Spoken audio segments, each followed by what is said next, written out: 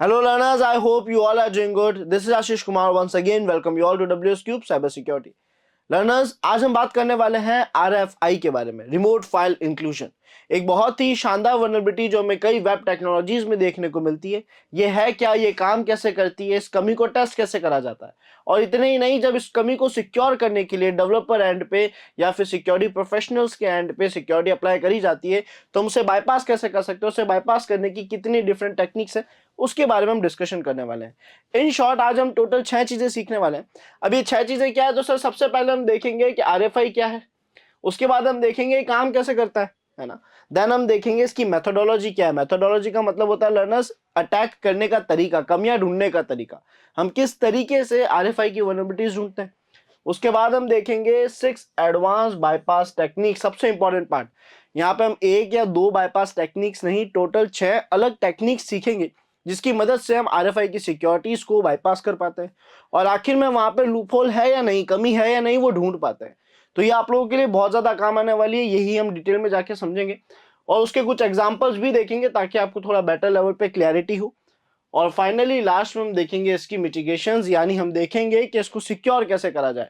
Overall RFI की vulnerabilities को secure करने के लिए एक डेवलपर या सिक्योरिटी प्रोफेशनल्स क्या क्या कर सकते हैं। बिफोर स्टार्टिंग लर्नर, अगर आप ढूंढ रहे हैं WSCH यानी WS क्यूबटेक के सर्टिफाइड एथिकल हैकिंग बैच को, जिसमें आप एक्सपीरियंस मेंटर की गाइडेंस में लाइव जूम क्लासेस के जरिए हर एक टॉपिक को प्रैक्टिकली परफॉर्म कर पाते हैं, अपने डाउट्स, अपनी प्रॉब्लम्स, अपनी एरर्स रिजॉल्व कर पाते हैं, और मेंटर की गाइडेंस के साथ अपने करियर को साइबर सिक्योरिटी, एथिकल हैकिंग में सिक्योर कर पाते हैं। और इतना ही नहीं लर्नर्स, आपको कोर्स कंप्लीशन सर्टिफिकेशन के साथ मिलेगा 12+ असाइनमेंट्स, 3 बड़े प्रोजेक्ट्स जो कि आपकी ओवरऑल प्रैक्टिकल स्किल्स को इंप्रूव करने में काफी मदद करेंगे। हर एक टॉपिक की चीट शीट्स और नोट्स भी आपको वहीं पे साथ में मिलेंगे। सो ओवरऑल आपकी लर्निंग एक्सपीरियंस को बेटर बनाने के लिए, आपके स्किल्स को बेटर लेवल पे शार्प करने के लिए और कंप्लीट साइबर सिक्योरिटी पार्ट को प्रैक्टिकल सीखने के लिए आप लोग अभी नीचे दिए गए इस लिंक पे क्लिक करके एनरोल कर सकते हैं WSCH में।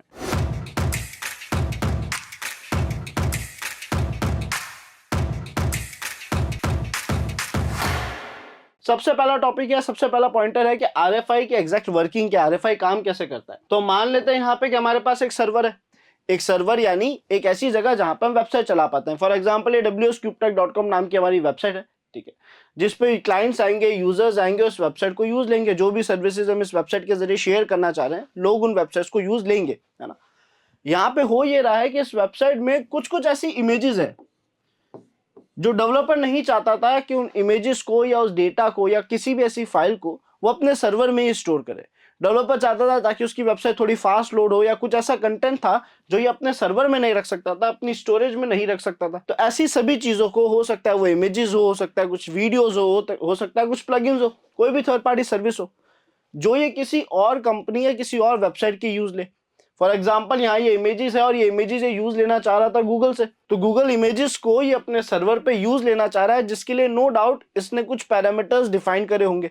जहां जहां इसको इमेजेस की जरूरत है, हो सकता है इसके कंप्लीट URL में एक पैरामीटर होगा, है ना। मान लेते हैं IMG नाम का। इस IMG नाम के पैरामीटर का काम क्या होगा कि सर इमेजेस को कॉल करना, और यहाँ पे शायद गूगल का एड्रेस आ जाता होगा http://google.com, और जो भी इमेज जैसे logo.png, students.png या student.jpg, ऐसी फाइल्स यहाँ पे आ रही होगी। इसका मतलब ये जो पैरामीटर है क्या कर रहा है, IMG नाम का एक पैरामीटर है, वो क्या काम कर रहा है, उसका काम है कि सर जो जो सर्वर्स को फाइल चाहिए दूसरे सर्वर से, दूसरी वेबसाइट से, दूसरे डोमेन से, ये वो डेटा यहाँ पे लाने का काम कर रहा है, उस डेटा को कॉल करने का काम कर रहा है। अब ये बेसिक वर्किंग होती है जिसके अंदर हम RFI की कमी ढूंढते हैं। ये एक बेसिक वर्किंग थी जिसमें एक सर्वर दूसरे सर्वर से डेटा फाइल्स कॉल कर रहा था, कुछ पर्टिकुलर पैरामीटर्स की मदद से उन्हें मैनेज कर रहा था। इस पैरामीटर में जब हम कमी ढूंढते हैं, और ऐसी कमी ढूंढते हैं कि हम यहाँ पे नॉर्मल सर्वर की जगह, नॉर्मली क्या हो रहा था, गूगल का डेटा आ रहा था, गूगल की इमेजेस यहाँ पे यूज ली जा रही थी। अगर हम यहाँ पे गूगल की इमेजेस ना डाल के एक हैकर की इमेज डाल दें, है ना, हैकर की कोई मिलिशियस पेलोड, हैकर का कोई मिलिशियस प्रोग्राम यहाँ पे रन करवा दे, तो इसी को हम RFI कहते हैं, रिमोट फाइल इंक्लूजन कहते हैं। इसकी और बेटर क्लैरिटी के लिए, इसको और अच्छे से समझने के लिए हम व्हाट इज RFI को थोड़ा डिटेल में समझते हैं। RFI एग्जैक्टली है क्या। तो सर RFI का फुल फॉर्म है रिमोट फाइल इंक्लूजन। इसमें हो क्या रहा है कि सर ये इंक्लूड कर रहा है अनदर सर्वर की फाइल्स को, यानी एक नॉर्मल सर्वर जब किसी भी दूसरे डोमेन, किसी भी दूसरे सर्वर से कोई फाइल कॉल कर रहा है, किसी भी चीज को यूज ले रहा है, तो वहां पे इस कमी को ढूंढा जाता है। क्या करते हैं सर, हम सबसे पहले वर्नेबल पैरामीटर ढूंढते हैं। हम एक ऐसा पैरामीटर ढूंढते हैं जिसमें कमियां हो, उन कमियों की मदद से हमारे लिए अटैक करना आसान हो जाएगा। और फाइनली हम वहां पे क्या करते हैं, अपलोड करते हैं या एग्जीक्यूट करते हैं मिलिशियस कोड को। हम कोशिश करते हैं कि भाई जहां भी वर्नेबल पैरामीटर है जो दूसरे सर्वर से फाइल कॉल कर रहा है, क्यों ना वहां पे हम एक मिलिशियस फाइल कॉल कर दे, वहां पे हम हमारा कोई मिलिशियस पेलोड कॉल कर दे। और अगर वो पेलोड रन हो रहा है, उसका कोड रन हो रहा है या वो अपलोड भी हो चुका है, तो वो RFI या फिर फाइल अपलोड की वल्नरेबिलिटी में काउंट हो जाएगा। अब सर इसके बारे में थोड़ा और डिटेल में समझने के लिए, यानी इसके कुछ और पॉइंटर्स को क्लियर करने के लिए, जैसे ये ओवरऑल वर्क कैसे कर रहा है, इसका मतलब ये है कि सर कोई भी टेक्नोलॉजी हो, जैसे हमने LFI की भी बारे में समझा, LFI की वीडियो आप सभी ने देखी होगी, तो वहां पे जब हमने देखा तो हमें समझ आया कि सर कोई भी टेक्नोलॉजी हो, चाहे वो PHP हो, ASP.NET हो, JS हो यानी जावास्क्रिप्ट हो, ये सब कुछ फंक्शंस बनाता है फाइल्स कॉल करने के लिए। जैसे अगर PHP की बात करें तो या तो ये इंक्लूड फंक्शन को यूज लेता है जिसमें ये पेज नाम के पैरामीटर के अंदर फाइल्स कॉल कर रहा है ना, या फिर रिक्वायर नाम के फंक्शन को यूज लेता है। ASP.NET की बात करें तो रिस्पॉन्स डॉट राइट फाइल या फिर सर्वर डॉट एग्जीक्यूट, इन फंक्शंस का यूज लिया जाता है फाइल्स को कॉल करने के लिए, है ना। और यहाँ पे JS की बात करें तो ये इंक्लूड फंक्शन को यूज लेता है, पेज नाम का पैरामीटर डिफाइन कर दिया है, जो भी फाइल है वो उसके अंदर काउंट होगी, यानी पेज नाम का पैरामीटर ने मैनेज करेगा। ये सब वो फंक्शंस थे जो फाइल ऑपरेशंस को मैनेज कर देते हैं, और इन्हीं में हम कमी ढूंढते हैं LFI की, RFI की या फाइल अपलोड की। अब खास बात यह है कि RFI की कमी सबसे ज्यादा मिलती क्यों है। RFI की कमी ज्यादा मिलने के चांसेस ये है, ज्यादा मिलने की रीजंस ये है कि हमारी php.ini नाम की फाइल होती है, कॉन्फ़िगरेशन फाइल होती है PHP की। अब इस PHP की कॉन्फ़िगरेशन फाइल में बाय डिफॉल्ट ये जो दो कंटेंट है, ये जो दो पैरामीटर्स हैं, allow URL f open, allow URL include, ये दोनों यहाँ पे फिलहाल ऑफ है, जो रहने भी चाहिए। क्योंकि अगर ये ऑन हो जाते हैं, यानी अगर ये दोनों चीजें अलाउ कर दी जाती है, तो ये वल्नरेबिलिटी का रूप ले लेगी, यानी ये वो लूपहोल क्रिएट कर देगी, ये वो मिसकॉन्फ़िगरेशन होगी जिसकी वजह से यहाँ पे LFI, RFI या फिर फाइल अपलोड की वल्नरेबिलिटी इजीली ट्राई करी जा सकती है। तो आई होप आप सभी को ये काम कैसे कर रहा है, इसकी बेसिक टेक्निकलिटी क्या है, यानी ना डेवलपर्स ने क्या क्या कोड्स लिखे वो तो समझ आ गया, और php.ini की कौन सी कॉन्फ़िगरेशन इसे सिक्योर या वर्नेबल बना सकती है उसका भी आइडिया लग गया।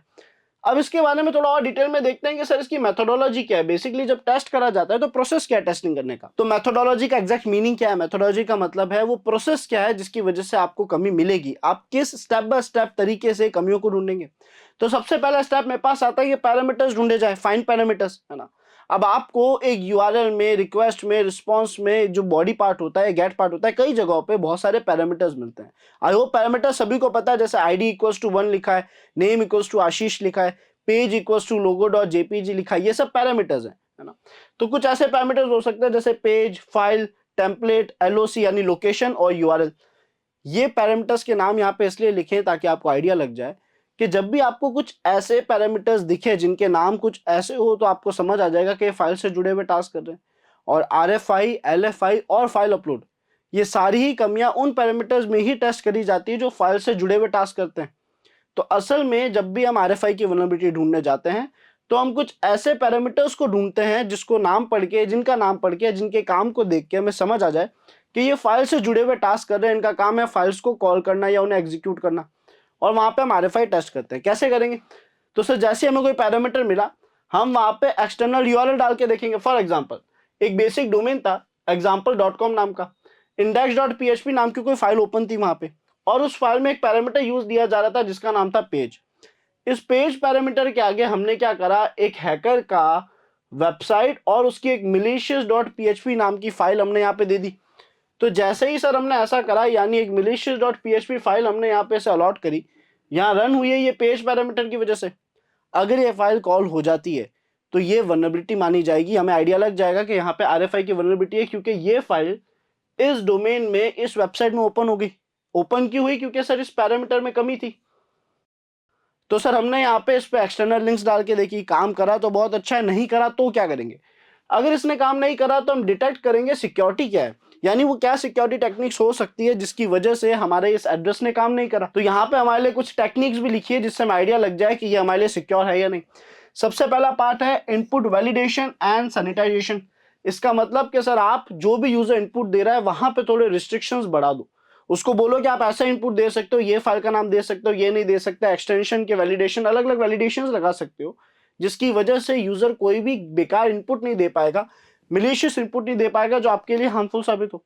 सेकंड पॉइंटर कहता है कि सर अपने फायरवॉल के जरिए अच्छी प्रोटेक्शन अप्लाई हो जाती है, आपका जो फायरवॉल है उसकी मदद से अच्छी प्रोटेक्शन अप्लाई हो जाएगी। क्यों? क्योंकि फायरवॉल आते जाते पैकेज पर नजर रखता है।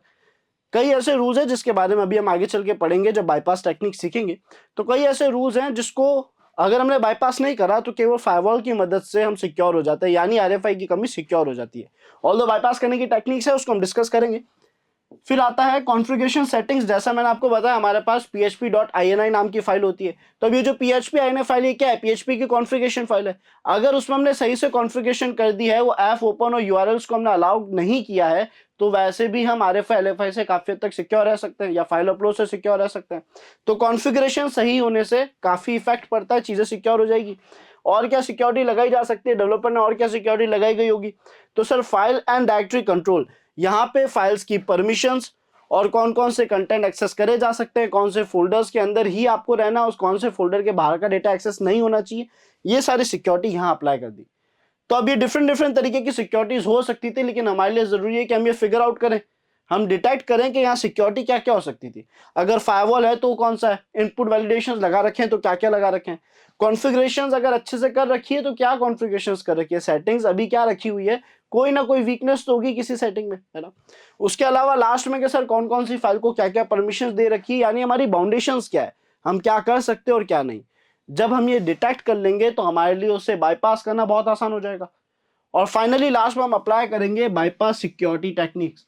और इन टेक्निक्स को अप्लाई करने के लिए ये रही आपकी 6 टेक्निक्स जो आप अप्लाई करोगे, मैं आपको बता देता हूँ। सबसे पहले है एक्सटेंशन मैनिपुलेशन, यानी आप एक फाइल के एक्सटेंशन को छेड़ेंगे। ये कैसे वर्क करेगा इसको हम डिटेल में समझने वाले हैं अभी। सेकंड पॉइंटर आता है प्रोटोकॉल स्मगलिंग, यहाँ पे आप डिफरेंट डिफरेंट प्रोटोकॉल्स के जरिए इन फायरवॉल्स को, इनके रूल्स को बाईपास करने की कोशिश करते हैं, सिक्योरिटीज को बाईपास करने की कोशिश करते हैं। फिर आता है हमारे पास इनकोडिंग टेक्निक्स, अपने कंटेंट को इस तरीके से लिख दिया जाए कि लोग पढ़ के समझ ही ना पाए। और जब लोग यानी हमारा फायरवॉल और हमारी सिक्योरिटी या वैलिडेशंस जब कंटेंट को पढ़ के समझ ही नहीं पाएंगे तो उसे रोक भी नहीं पाएंगे। तो यहाँ पे हम इनकोडिंग टेक्निक्स के जरिए बाईपास कर पाएंगे सिक्योरिटी रूल्स को, फायरवॉल्स को, वेब एप्लीकेशन फायरवॉल्स को। फिर हमारे पास आता है पीएचपी स्ट्रीम रैपिंग, बहुत ही शानदार टेक्निक जिसमें हम 3 अलग अलग टेक्निक्स का यूज लेते हैं, उसको हम डिटेल में पढ़ेंगे।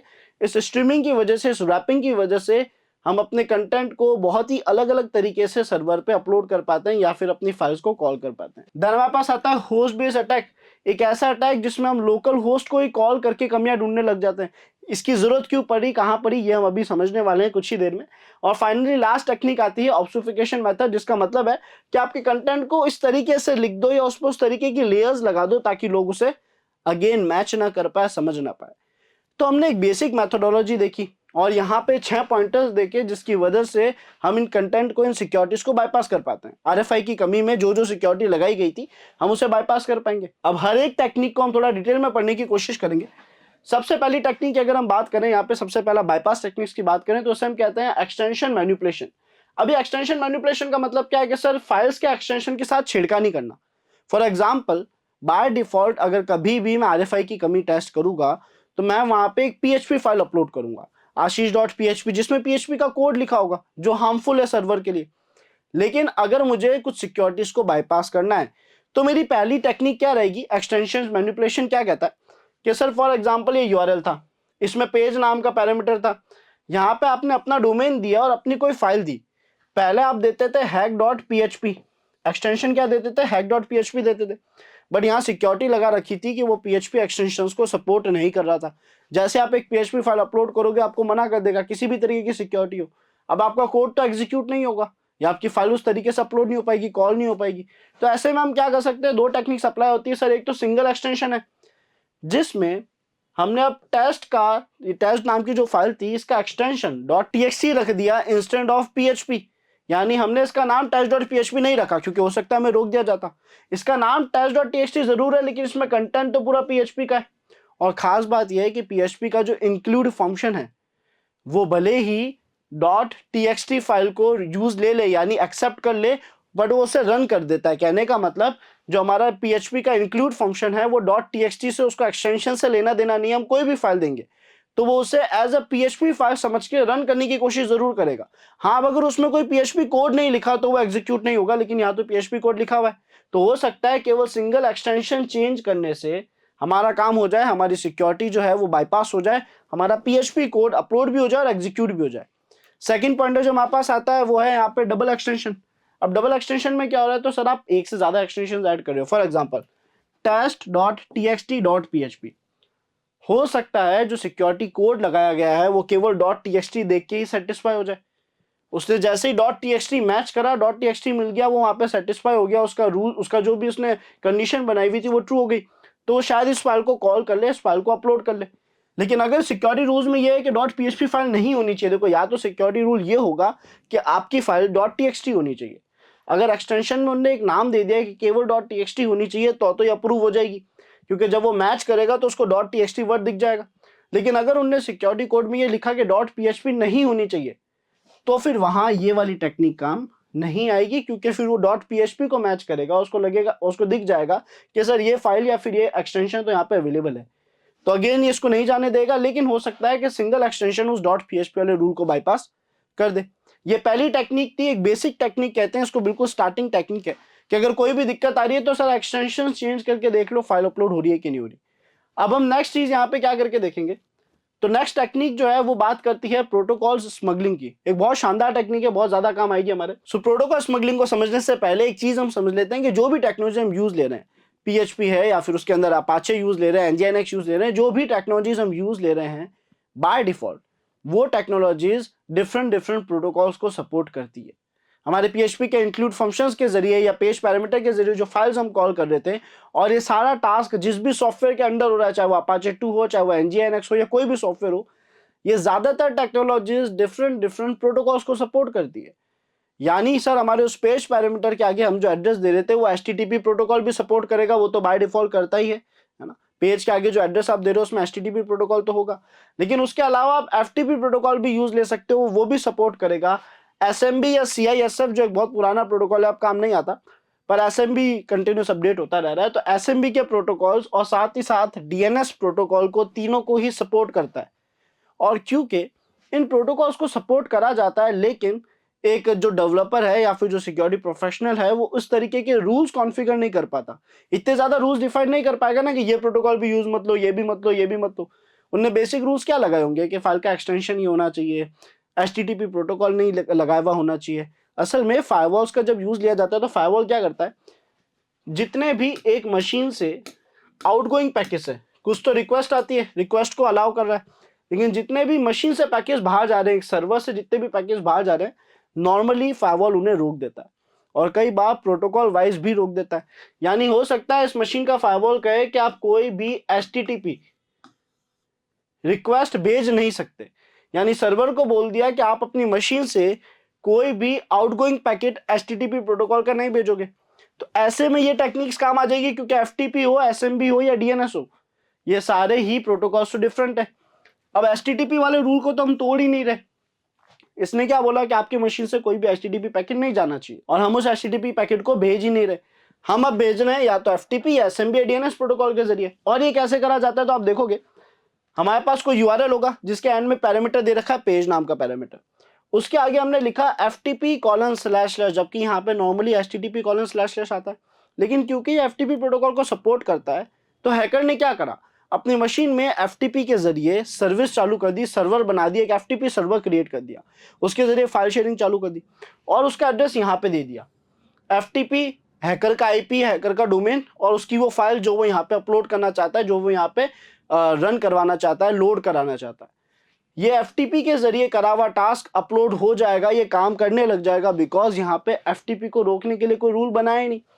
सेम गोज फॉर SMB, जो SMB सर्विस है उसके जरिए भी हम फाइल शेयरिंग करते हैं, जिसमें हमारे पास कोई URL होगा, अगेन पेज नाम का पैरामीटर है, तो उसके बाद हमने सीधा एड्रेस दे दिया जिसमें हम / अटैकर का IP या उसका डोमेन और उसकी वो फाइल जो हम शेयर करना चाहते हैं शेयर कर देंगे, लेकिन हमें पहले SMB सर्वर होस्टिंग करनी पड़ेगी, है ना, जिसके लिए हमारे पास अलग अलग ऐप्स हैं, अलग अलग प्रोग्राम्स हैं। SMB server.py नाम का भी प्रोग्राम है, वो क्या करेगा, तो सर हम वहाँ पे वो हमारे लिए एसएमबी सर्विस को चालू कर देगा, हमारी मन पसंदीदा फाइल को शेयर कर देगा, तो हमारे पास एक पब्लिक एड्रेस आ जाएगा। पब्लिक एड्रेस लेने के लिए हम उसे पोर्ट फॉरवर्डिंग भी कर सकते हैं।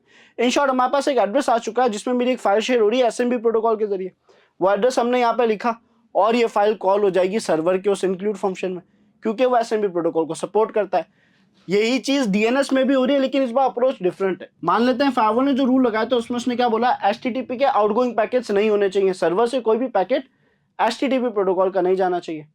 हमने यहाँ पे क्या करा, क्योंकि पैरामीटर सर्वर का और सर्वर के इस पैरामीटर के जरिए हम फाइल्स कॉल कर रहे हैं अलग अलग दूसरे सर्वर से या हैकर के सर्वर से, हमने यहाँ पे डीएनएस का यूज लिया। हमने पोर्ट बदल दी, बाय डिफॉल्ट पोर्ट 80 पे 443 पे सारे ट्रांजेक्शन होते हैं। हमने इसे कहा कि सर पहले हमने डीएनएस होस्टिंग करी, डीएनएस के जरिए फाइल शेयरिंग करी, और फिर हमने पेज पैरामीटर के आगे प्रोटोकॉल सारा एड्रेस दिया, लेकिन पोर्ट 53 दी जो कि डीएनएस की पोर्ट है, और उसके अंदर जो हमारी फाइल शेयर हुई थी उसका एड्रेस दे दिया। ये भी बाईपास करने का एक बहुत शानदार टेक्निक है। जब आप लोग इसे इंप्लीमेंट करोगे तो आप देखोगे कि आप लोगों के लिए काफी अच्छे लेवल पे रिस्पांस कर होंगे, चाहे वो एफटीपी हो, चाहे वो एसएमबी हो, या फिर हमारा डीएनएस हो। आई होप लर्नर्स आप सभी को प्रोटोकॉल स्मगलिंग का काम समझ आ गया होगा कि सर यहाँ पे क्योंकि एचटीटीपी प्रोटोकॉल्स पे रूल लगा रखे हैं, तो उसको छोड़ के हमने बाकी जो प्रोटोकॉल्स वो टेक्नोलॉजी सपोर्ट कर सकती थी उनके जरिए फाइल्स को लोड करवाने की कोशिश करी। अब बढ़ते हैं नेक्स्ट टॉपिक की तरफ, यानी नेक्स्ट पॉइंटर की तरफ, जो कि फायरवॉल बाईपास का पॉइंटर है।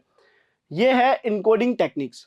बहुत बेसिक सी बात है कि सर अगर आपके कोड को आप भेज रहे हो और उस कोड को लोग डिटेक्ट करके मैच करके रोक दे रहे हैं कि इसमें तो एचटीटीपी लिखा हुआ है, इसमें तो किसी दूसरे डोमेन का नाम लिखा हुआ है, या इसमें जो फाइल का नाम है वो सही नहीं है, इसका एक्सटेंशन .php है, ऐसा कुछ भी हो रहा है, तो आप जो कंटेंट भेज रहे हो उसे अलग तरीके से लिख दो ताकि कोई पढ़ के समझ ना पाए। अब अगर मेरा कंटेंट पढ़ा ही नहीं जा पाएगा तो मैच भी नहीं होगा, और मैच नहीं होगा तो मैं उस फायरवॉल को बाईपास, उस सिक्योरिटी को बाईपास कर पाऊंगा, उस इनपुट वैलिडेशन को बाईपास कर पाऊंगा। तो यहाँ पे क्या क्या टेक्निक्स है, तो सबसे पहले टेक्निक आती है सर आप बेस 64 की इनकोडिंग यूज ले सकते हो, जिसके लिए हम क्या करेंगे, तो सर यहाँ पे पेज नाम का पैरामीटर है, मुझे जो भी कंटेंट हो सकता है, मुझे PHP का सीधा कोड अपलोड करना हो, या मैं जो भी एड्रेस अपलोड कर रहा था मैं उसको बेस 64 में इनकोड करूंगा और डायरेक्टली सेंड कर दूंगा, क्योंकि कई बार ऐसी इनकोडेड डेटा को PHP बाय डिफॉल्ट ऑटोमेशन में डिकोड कर देता है। तो जब वो ऐसा डिकोड करेगा या मैं कुछ फंक्शंस के जरिए डिकोड करा दूंगा तो मेरा फंक्शन है, मेरा प्रोग्राम रन हो जाएगा। तो आप बेस 64 इनकोडिंग अपलोड कर सकते हो, वहां पे वर्क करेगी। उसके अलावा आप डबल इनकोडिंग का यूज ले सकते हो। डबल इनकोडिंग में क्या हो रहा है, तो सर आपने एक बार इनकोड नहीं करा, जैसे नॉर्मल क्या होता है हम यूआरएल इनकोडिंग कर देते हैं, एक बार कर देते हैं, तो जैसे ही बाय डिफॉल्ट लोड होती है ऑटो डिकोड कर दी जाती है। अब वो इनकोडेड डेटा क्योंकि डिकोड हो गया तो वो मैच हो जाएगा, उससे रोक दिया जाएगा। लेकिन यहाँ पे हमने 2 बार इनकोडिंग करी, पहले एक बार इनकोड करा, फिर जो डेटा है उसको फिर से यूआरएल इनकोड करा है, किसी भी टेक्निक में इनकोड करा। जब ऐसा करा तो इसको डिटेक्ट करने के चांसेस कम हो गए और इससे बाईपास होने के चांसेस बढ़ गए। तो अगेन पेज नाम का पैरामीटर है, अब इसके आगे जितने भी स्पेशल कैरेक्टर्स है उन सबको यहाँ पे अच्छे से डुअल इनकोड कर दिया है ताकि वो डिटेक्ट ना हो और जो भी वैलिडेशंस लगा रखे हैं उनको बाईपास कर पाए। फाइनली लास्ट आता है सर हैक्स इनकोडिंग। आप हैक्स इनकोडिंग का यूज ले सकते हैं, जो भी कंटेंट है उसे हैक्स में कन्वर्ट करो, अपने पैरामीटर के आगे दे दो और चांसेस रहेंगे कि उस लगे हुए वैलिडेशन को बाईपास कर पाएगा। अब बात करते हैं नेक्स्ट टेक्नोलॉजी की, जो कि है हमारी PHP स्ट्रीम रैपिंग। अभी PHP स्ट्रीम रैपिंग में हमें 3 टेक्नोलॉजीज मिल रही है, 3 तरीके मिल रहे हैं इसको अप्लाई करने के। इसका कहना है कि सर आप डायरेक्टली जो कंटेंट है या जो कोड है, जो मिलिशियस पेलोड है, उस कोड को डायरेक्टली अपलोड क्यों नहीं कर देते। फॉर एग्जाम्पल हमने डेटा रैपर का यूज लिया। यहाँ पे 3 टेक्निक्स है रैपिंग की, पहला डेटा रैपर, दूसरा PHP इनपुट रैपर, तीसरा PHP फिल्टर रैपर, है ना। तो इन तीनों की मदद से मैं लिखे हुए कंटेंट को रैप कर पाता हूँ और रैपिंग में हम इनकोडिंग डाल देते हैं। हम कर क्या रहे हैं कि सर हम फाइल अपलोड की जगह या किसी फाइल को डायरेक्ट कॉल करने की जगह हम सीधा कोड को ही कॉल कर रहे हैं, सीधा जो हमारा प्रोग्राम था उसी को कॉल कर रहे हैं।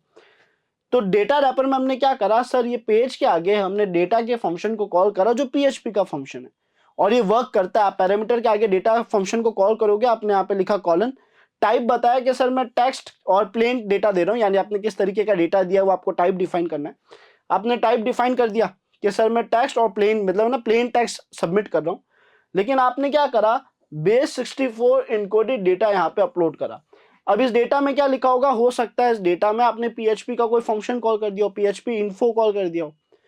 तो अब PHP का कोड मैंने डायरेक्ट अपलोड कर दिया पेज पैरामीटर के जरिए, और क्योंकि इंक्लूड फंक्शन के काम ही ऐसे हैं, जो हमारा PHP है उसमें इंक्लूड फंक्शन की वर्किंग ही ऐसी है कि वो उस कोड को एग्जीक्यूट कर देगा, वो एरर्स नहीं देगा। अगर ये बाईपास हो जाता है, सही से वर्क कर रहा है, तो उस कोड को एग्जीक्यूट कर देगा और हमारा जो एंड गोल था, जो हम चाहते थे कि PHP का कोड एग्जीक्यूट हो, वो हमें एग्जीक्यूट होता दिख जाएगा।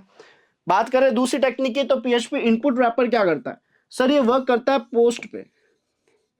जो हमारा डेटा रैपर था ना, ये तो गेट यूआरएल्स में वर्क कर जाता है, यानी सीधा यूआरएल्स में इस कोड को लिखने से काम हो जाता है।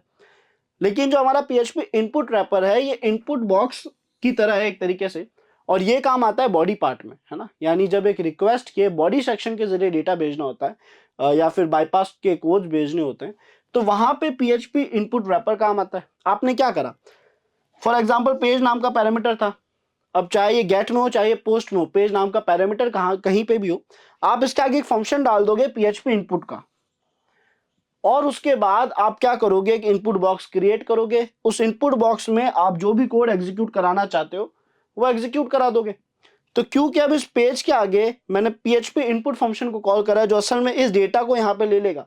तो जैसे ही ये कंटेंट अपलोड होगा या जैसे ही मैं इस पर टास्क परफॉर्म करूंगा, मैं चाहूँ तो एक एचटीएमएल फाइल बना के भी इस काम को कर सकता हूँ, और मैं चाहूँ तो यहाँ पे से डायरेक्टली पेज के अंदर पीएचपी इनपुट फंक्शन को कॉल करके इनपुट में मुझे कुछ डेटा देना है, डेटा मैंने दे दिया ये पीएचपी इन्फो का, एक फंक्शन कॉल कर दिया।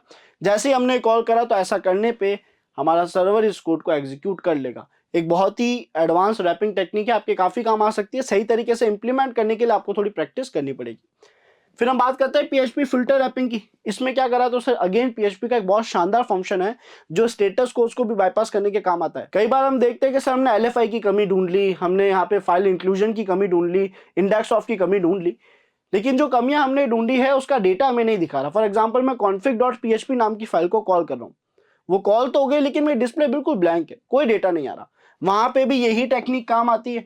और सर यहाँ पे भी जो कोड हम अपलोड करना चाहते हैं, जो फाइल वहां पे कॉल कराना चाहते हैं, उसमें भी ये टेक्निक काम आएगी। एक बहुत अच्छी चीज है कि अगर आपने अपने यूआरएल में दिए गए किसी भी पैरामीटर में जो फाइल से जुड़े हुए टास्क कर रहा है, जिसमें बेसिकली पीएचपी का इंक्लूड फंक्शन यूज लिया गया था बैकएंड में, वहां पे अगर आप लिखते हैं php://filter और उसके बाद convert.base64 इनकोड, तो असल में आप इसके आगे जो भी एड्रेस देंगे कि उसे base64 में इनकोड कर देगा एग्जीक्यूट होने से पहले। तो सबसे पहले इस कंटेंट को इनकोड करेगा फिर एग्जीक्यूट करेगा। तो अगर मैंने यहाँ पे कोई एड्रेस दिया है, मैं नहीं चाहता ये एड्रेस कोई भी डिटेक्ट करे, कोई भी वर्ड मैच करे, मुझे ब्लॉक करे, तो मैंने यहाँ पे इनकोडिंग डाल दी base64 की, ये अपना आप इस कंटेंट को इनकोड करके सेंड करेगा और वहां जाके डिकोड कर देगा। तो जब ये ऐसा करेगा तो मेरा malicious कोड अपलोड हो चुका है। और अगर मैं किसी फाइल का डेटा कॉल कर रहा था, मुझे एलएफआई की कमी मिली, इंडेक्स ऑफ की कमी मिली, मैं देखना चाहता हूँ इस फाइल में क्या लिखा है, तो वहां पे भी मैं इस पीएचपी के फंक्शन को कॉल करूंगा, बस इस पूरे एड्रेस की जगह मैं उस फाइल का नाम दे दूंगा, तो वो उस फाइल को इनकोड करके सारा डेटा मुझे आउटपुट में प्रिंट कर देगा। फिर उस डेटा को कॉपी करूंगा, base64 में डिकोड कर दूंगा, तो असल में सर्वर पे जो फाइल पड़ी थी उसमें जितना भी डेटा था वो सारा मैं देख पाऊंगा। थोड़ा आपको इंप्लीमेंट करने की जरूरत पड़ेगी, तब आप और अच्छे से समझ पाओगे। थोड़ी यूट्यूब गाइडेंस और पॉलिसीज का ध्यान रखते हुए हम आपको प्रैक्टिकल चाह के भी ज्यादा नहीं दिखा पा रहे, बट कोशिश करिए कि आपको ज्यादा से ज्यादा नॉलेज ऐसे ही एग्जाम्पल्स के जरिए दिया जा सके। आई होप आपको यह पार्ट क्लियर हो रहा होगा, समझ आ रहा होगा। बात करते हैं नेक्स्ट टॉपिक की, यानी एक और बाईपास टेक्निक की, जिसको हम कहते हैं होस्ट बेस्ड अटैक। अब ये होस्ट बेस्ड अटैक क्या है, तो सर अगर हमारे फायरवॉल ने एक ऐसा रूल बनाया कि एक डोमेन किसी भी दूसरे डोमेन से बात नहीं कर सकता, अगर ऐसा कह दिया, तो अगर उसने डोमेन की वाइट लिस्टिंग कर दी कि सर केवल ये डोमेन ही काम आएंगे, इसके अलावा दूसरे डोमेन्स काम नहीं आएंगे, तो ऐसे में अगर मैं कह रहा हूं कि भाई hack.com नाम के डोमेन का डेटा लेकर आओ, तो वो तो मना कर देगा। तो हम उसमें क्या करते हैं, हम ये देखने के लिए कि भाई वहां कमी है या नहीं, हम हमेशा पैरामीटर के आगे लोकल एड्रेस देते हैं, क्योंकि कोई भी फायरवॉल रूल, कोई भी सर्वर अपने लोकल होस्ट से बात करने के लिए ज्यादातर नहीं रोकता। सबसे ज्यादा पावर, सबसे ज्यादा परमिशंस लोकल होस्ट के पास होती है। तो हम लोकल होस्ट के अंदर रखी हुई किसी फाइल को कॉल करने की कोशिश करते हैं, और अगर वो वर्क कर रहा है तो हम इसे रीडायरेक्ट कर देंगे, हम इसे कन्वर्ट कर देंगे एलएफआई की वल्नरेबिलिटी में। क्योंकि सर अब मैं लोकल सर्वर की फाइल्स कॉल कर पा रहा हूँ, है ना। तो यहाँ पे मैं पीएचपी कुछ भी चाहे, जैसे जैसे एक्सप्लॉइट करेंगे हम इसे आगे, मैं इसे और बड़ा भी बना सकता हूँ, लेकिन हम इस बात का ध्यान रखेंगे कि अगर एक सर्वर या कभी भी कोई भी सर्वर, कोई भी रूल लोगों से बात करने से मना कर रहा है, किसी दूसरे डोमेन से अलग अलग रूल्स बना रखे हैं, तो वहां पे लोकल होस्ट पे वो रूल्स अप्लाई नहीं होते। ऐसा ही हम अलग अलग स्टेटस को उसको बाईपास करने के लिए भी करते हैं। हम दिखाते हैं कि ये तो इंटरनल सर्वर की पैकेट है, सर्वर की रिक्वेस्ट है, और यहाँ पे हम क्या कर रहे हैं, सर्वर की डेटा को कॉल करने की कोशिश कर रहे हैं, तो ये ब्लॉक होने के चांसेस कम होंगे। अगर ये वर्क करता है तो इसे एलएफआई में कन्वर्ट कर देंगे। सेम यहाँ पे भी हो रहा है, हम इसमें एलएफआई की कमी डायरेक्ट ढूंढ सकते हैं। जो भी पैरामीटर है उसके आगे हम फाइल ऑपरेटर के जरिए, जिसके अंदर हम सर्वर की फाइल्स कॉल कर पाते हैं, उसके आगे अलग अलग एड्रेसेस दे के फाइल ले लेंगे, या फिर डॉट डॉट स्लैश के जरिए है ना, एक डायरेक्टरी बैक आने का जो हमारा कोड है। इन पर्टिकुलर टेक्निक्स की मदद से हम LFI भी अच्छे से ढूंढ पाते हैं और RFI की वल्नरेबिलिटी को LFI में कन्वर्ट भी कर पाते हैं। आई होप लर्नर्स आपको यहाँ तक का प्रोसेस भी क्लियर हो गया होगा, ये समझ आ गया होगा। अब फाइनली लास्ट टेक्निक आती है ऑब्सफिकेशन टेक्निक। ये क्या कह रहा है कि सर क्योंकि वर्ड्स को मैच करा जा रहा है इसलिए आपको रोका जा रहा है ना, आपने HTTP लिखा तो उसको शायद मैच कर लिया होगा प्रोटोकॉल को, तो रोक लिया। तो यहाँ हम एक टेक्निक अप्लाई कर रहे हैं जिसमें हमने जितने भी अल्फाबेट्स थे, जो भी हमारा कंटेंट था, उसको अलग अलग तरीके से लिखा ताकि वो मैच ना करे। फॉर एग्जाम्पल अगर मैंने कोड लिखा है कि इफ यूजर ने जो डेटा दिया है ना, यानी यहाँ पे लिख देता हूँ यूडी यूजर डेटा, अगर यूजर ने जो डेटा दिया है वो इक्वल है, बराबर है HTTP के, अगर मैंने ऐसा कोड दिया और मैं कह रहा हूं कि अगर ऐसा है तो उसे ब्लॉक कर दो, उसके पैकेट को आगे जाने ही मत दो, तो यहां पे अगर इस कोड में हमने HTTP इस तरीके से लिखा तो क्या ये HTTP और ये HTTP इक्वल है, बराबर है? नहीं है। इन दोनों में यहाँ पे डिफरेंस क्या आएगा? केस सेंसिटिविटी का, यानी सर ये लेटर्स कैपिटल लिखा है, ये से मैच नहीं करेगा, ये अलग लेटर है अलग लेटर है, यानी अलग वर्ड है अलग वर्ड है, तो ये मैच नहीं करेगा और हम हो सकता है इस तरीके से बेसिक सिक्योरिटीज को बाईपास कर सके। तो हम ऐसी टेक्निक्स को अप्लाई करके जरूर देखते हैं, कई बार ये बाईपास कर देती है, डिपेंड करता है कि सामने रूल्स क्या अप्लाई है, किस तरीके से अप्लाई कर रखे। आई होप लर्नर्स आपको ये 6 टेक्निक्स फायरवॉल्स को या अलग अलग RFI सिक्योरिटीज को बाईपास करने की जो थी ये समझ आ गई होगी। अब अगर हम सिक्योर रखना चाहते हैं खुद को, हम चाहते हैं कि सर अब इसको प्रॉपर सिक्योर कैसे करें, ये जो वल्नरेबिलिटीज थी इनसे भी सिक्योर कैसे रहे, जो बाईपास टेक्निक्स हमने सीखी इससे सिक्योर कैसे करें, तो हम यहाँ पे क्या कर सकते हैं? सबसे पहले इनपुट वैलिडेशन और सैनिटाइजेशन अच्छे से अच्छे अप्लाई करेंगे, है ना। इसमें हम क्या करते हैं, तो सर यहाँ पे अगर आप देखोगे, आप वही वर्ड्स डालोगे जिन पे आप ट्रस्ट करते हो। आप कहोगे कि भाई इन डोमेन्स को मैं ट्रस्ट करता हूँ, आप कहोगे इन फोल्डर्स को ट्रस्ट करता हूँ, आप कहोगे ऐसे नाम्स को, ऐसे एक्सटेंशन को मैं ट्रस्ट करता हूँ। तो आप यूजर ने जो इनपुट दिया ना वहां सिक्योरिटी लगा दोगे। और एक चीज का ध्यान रखोगे कि कोई भी स्पेशल कैरेक्टर जो आपके लिए हार्मफुल हो सकता है, जैसे कि हमारा नल है ना, %00, या फिर हमारा मतलब नल बाइट, या फिर हमारा डॉट डॉट स्लैश है, तो इन सबको मैं ब्लॉक कर दूंगा, जैसे ही आएंगे मैं इनको हटा दूंगा कोड में से। अगर मैं ऐसा करता हूं तो ऐसे केस में मैं ज्यादा सिक्योर हूं, ज्यादा सेफ हूं, क्योंकि मिलीशियस कोड इंजेक्ट नहीं करा जा पा रहा, ऐड नहीं करा जा पा रहा। फिर हमारे पास आता है फायरवॉल प्रोटेक्शन। अब फायरवॉल प्रोटेक्शन में हम क्या करते हैं, बाय डिफॉल्ट फायरवॉल कहता है कि जितने भी आउटगोइंग पैकेट्स है ना, आउटगोइंग रिक्वेस्ट एक सर्वर से जो भी डेटा बाहर जा रहा है, वहां पे HTTP को तो ब्लॉक ही कर दो, सर्वर से किसी दूसरे सर्वर पे कनेक्शन नहीं जाना चाहिए। आप चाहो तो ऐसे रूल्स लगा सकते हो। और इसके अलावा वेब एप्लीकेशन फायरवॉल के CRS को रूल सेट, इनको अप्लाई करने से कई वल्नरेबिलिटी सिक्योर हो जाती है। केवल फाइल इंक्लूजन और डायरेक्टरी ट्रैवर्सल अटैक की बात नहीं है, कोई भी अटैक हो, SQL injection, XSS, CSRF, CORS, अगर आपने एक अच्छा WAF कॉन्फ़िगर कर रखा है वेब एप्लीकेशन फायरवॉल, तो आपको इन सारी वल्नरेबिलिटी से सिक्योर कर देता है। तो ये एक बहुत इंपॉर्टेंट पार्ट होगा आपकी कई वल्नरेबिलिटी से बचने के लिए, केवल LFI RFI नहीं, कई वल्नरेबिलिटी से बचने में आपको मदद करेगा। फिर हमारे पास आता है configuration settings, for example php.ini, यानी आपका जो ओवरऑल जितनी भी फाइल्स है वहां पे ना कॉन्फ़िगरेशन सही रखनी है, अच्छी कॉन्फ़िगरेशन सेट रखनी है, मिस कॉन्फ़िगरेशन नहीं करनी। तो बेटर कॉन्फ़िगरेशंस कैसे हो सकती है, कहाँ हो सकती है, उसका छोटा एग्जांपल कि जैसे php.ini है, तो यहाँ पे आपका अलाउड URL fopen ऑफ होना चाहिए, अलाउ URL इंक्लूड ऑफ होना चाहिए, ताकि कोई भी बाहरी फाइल या बाहरी URL कॉल ना करा जा सके, कोई भी एक्सटर्नल URL या फिर एक्सटर्नल फाइल कॉल ना करी जा सके। फिर हमारे पास आता है फाइल एंड डायरेक्टरी कंट्रोल्स, जिसमें हम फाइल की परमिशंस पे रिस्ट्रिक्शंस लगाते हैं, यानी बाय डिफॉल्ट फाइल की परमिशन सेट कर देंगे, रीड राइट एग्जीक्यूट, ये जो परमिशंस होती है, कौन कौन से ग्रुप है, कौन एक्सेस कर पाएगा, कौन नहीं कर पाएगा, कुछ वो वैलिडेशंस और रूल सेट कर देंगे। और जो उसका दूसरा पार्ट है यहाँ पे, उसमें हम क्या करेंगे, रूट रिस्ट्रिक्शंस लगा देंगे, यानी लोकेशंस के रिस्ट्रिक्शंस लगा देंगे। फॉर एग्जांपल हम एक कोड का यूज लेते हैं, ये ओपन बेस DIR, इसके अगर आगे मैंने कोई एड्रेस दे दिया है तो इसका मतलब मैंने इंक्लूड फंक्शन को बाउंड कर दिया है, मैंने उसे कह दिया कि इस डायरेक्टरी के अलावा आप किसी भी डायरेक्टरी का कोई कंटेंट एक्सेस नहीं कर सकते। तो यानी हमने यहाँ पे डायरेक्टरी वैलिडेशन दे दिया, रिस्ट्रिक्शंस लगा दिए कि आपके पास केवल इसी कंटेंट को एक्सेस करने की परमिशन है। सो ओवरऑल लर्नर्स, ये सारी टेक्नोलॉजीज, ये सारी टेक्निक्स आपको मदद करती है RFI से सिक्योर रहने में। और अभी जो हमने 6 टेक्निक्स देखी वो बहुत अच्छा सपोर्ट करेगी RFI की वल्नरेबिलिटीज ढूंढ के उसे रिपोर्ट करके सिक्योर करने में। सो मिलते हैं लर्नर्स नेक्स्ट वीडियो में। अगर आप लोगों को ये वीडियोस पसंद आ रहे हैं तो हमें लाइक और कमेंट करके अपडेट करें, ताकि हम ऐसे ही कुछ और वेब पेन टेस्टिंग टेक्निक्स और उसे बाईपास करने की कुछ एडवांस टेक्निक्स भी आप लोगों के लिए ला सके। Thank you.